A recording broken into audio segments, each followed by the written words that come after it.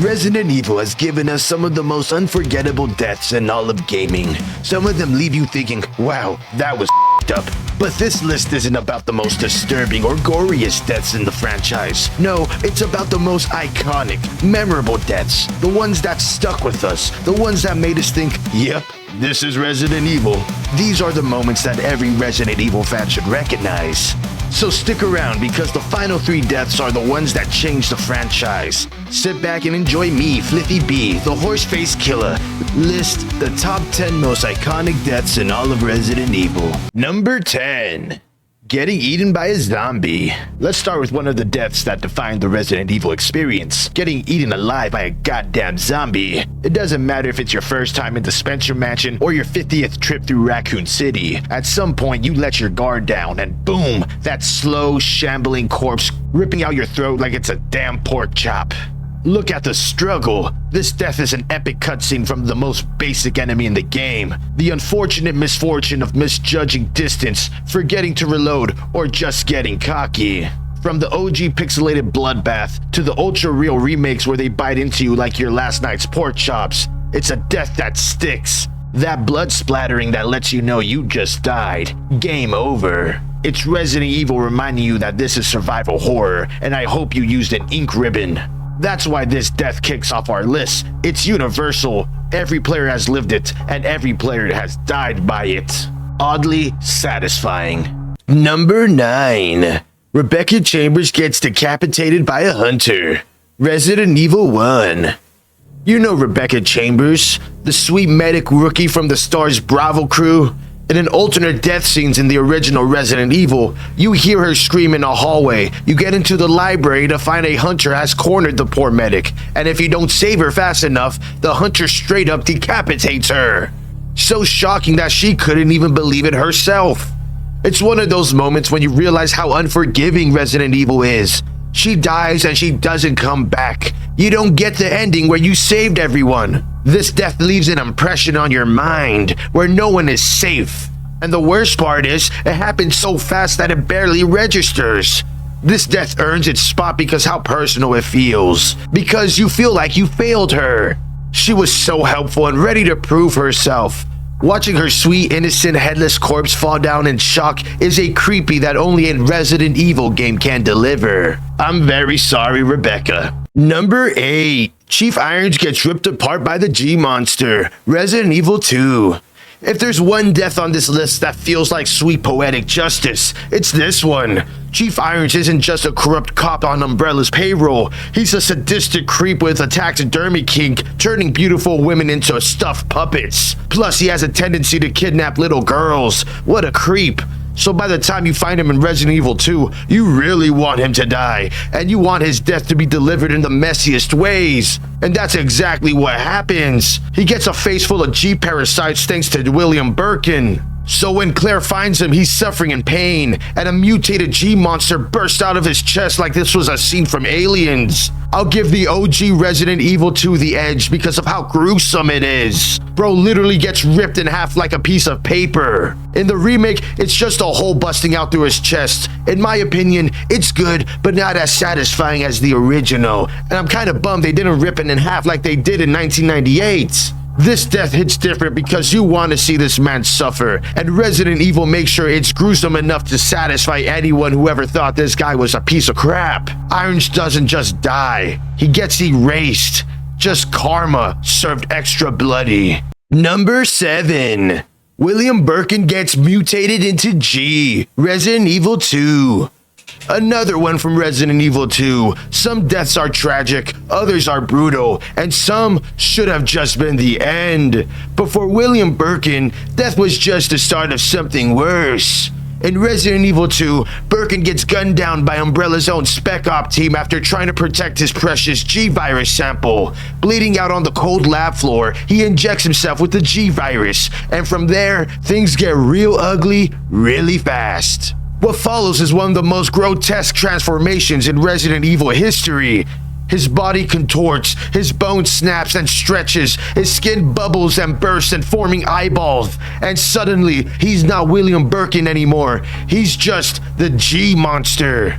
And each stage of his mutation gets more and more monstrous, more disturbing, and he keeps evolving even after you kill him over and over and over again. This guy just doesn't know when to quit. Birkin's death is unforgettable because it causes the outbreak in Raccoon City, plus it makes for a great cutscene. Especially in the original, William Birkin goes from scientist to the game's biggest nightmare. A classic Resident Evil baddie with a lot more tentacles, and don't forget about those pretty eyes. Just make sure he gets caught in an explosion, or else you'll never see the end of him. Number 6. Steve Burnside's Sacrifice. Resident Evil Code Veronica. Let's be honest, when you first meet Steve Burnside, he's kind of annoying.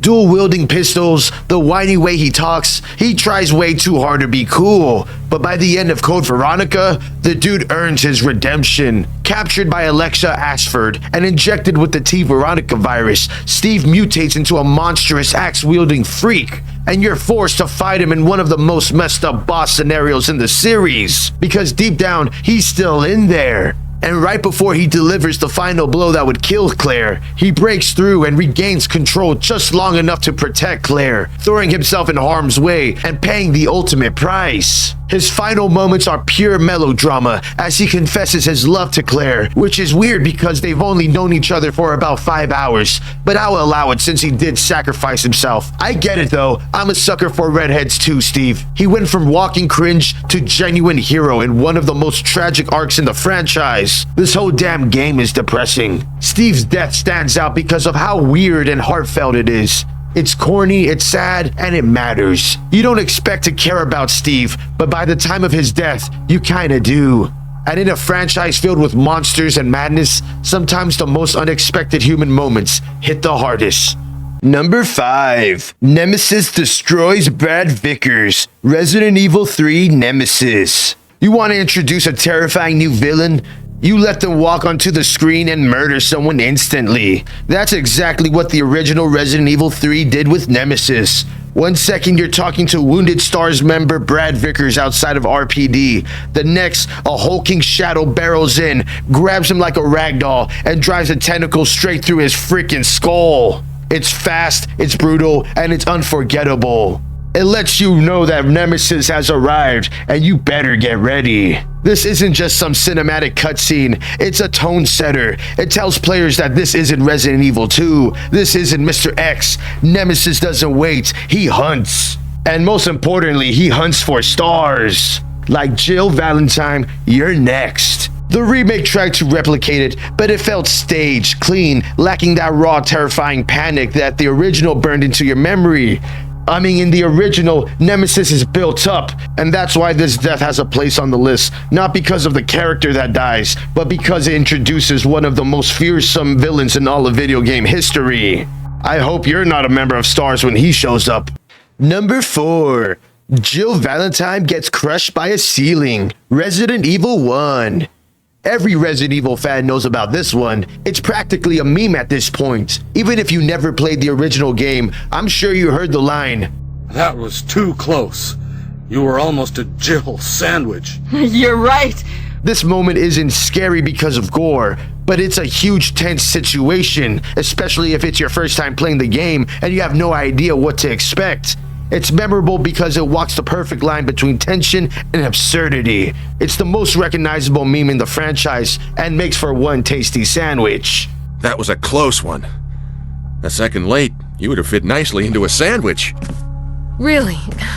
Thanks. Number 3. Albert Wesker's death. Resident Evil 1 and Resident Evil 5. This one's kind of a 2-for-1 because there's just something about being impaled by a tyrant in Resident Evil. It's like a rite to passage. If the final boss hasn't skewered you at least once, then you probably never reached the end stage in this franchise.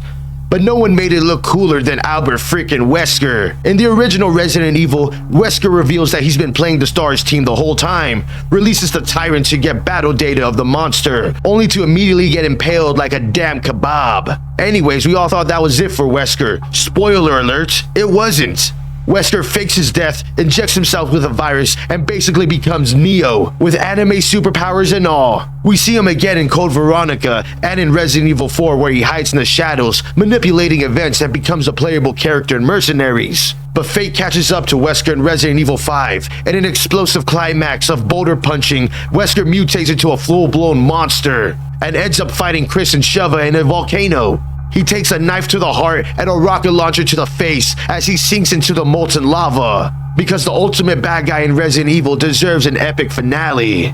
His first death was iconic, his last death was legendary, and that's why Albert Wesker is the man. Number 2.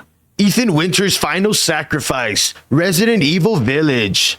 Ethan Winters didn't start out as a badass. He wasn't a cop, he wasn't a soldier, he was just a regular guy looking for his wife, and then his daughter. And somehow by the end of it all, he became one of the most human characters in the entire franchise. In Resident Evil Village, Ethan takes more punishment than anyone should to survive.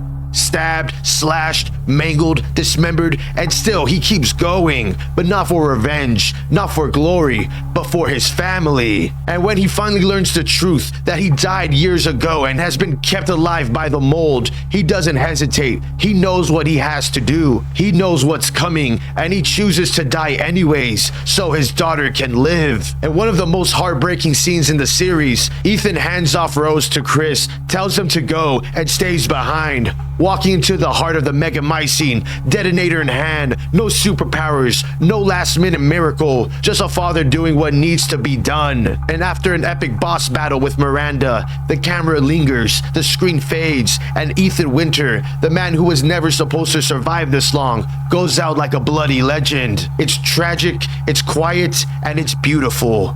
A final death that turns a background character into a franchise icon. Not because he was the strongest, but because he was the most human. Rest in peace, Ethan Winters. Now, before we hit our final death, here are some honorable mentions. Getting eaten by a hunter, Resident Evil 3 Remake. Getting killed by a licker, Resident Evil 2. Getting eaten by a baby fetus in Resident Evil Village. Luis's death, and getting killed by Krauser in all those QuickTime events in Resident Evil 4. Now, for the final iconic death that everybody's been waiting for.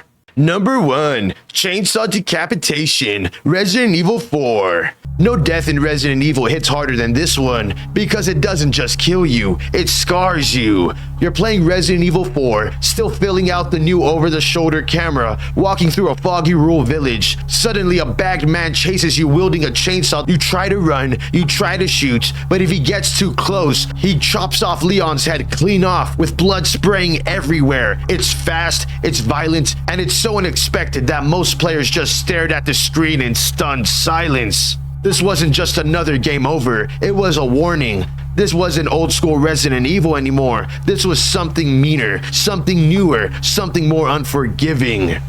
The chainsaw death didn't just punish you, it taught you. It made you scared to die. It made you care about surviving all over again. And it instantly cemented this chainsaw guy as one of the most terrifying enemies in the entire franchise. Because from that moment on, every time you heard the chainsaw rev, you knew you had to lock in and bring your A game, or else you'll get your head chopped off all over again. This death didn't just define Resident Evil 4, it redefined the entire franchise. Well, that's the end of my list. Is there a death that you wanted to see but I didn't include? Let me know in the comments below. Again, I'm Flithy B, the Horseface Killer. Peace.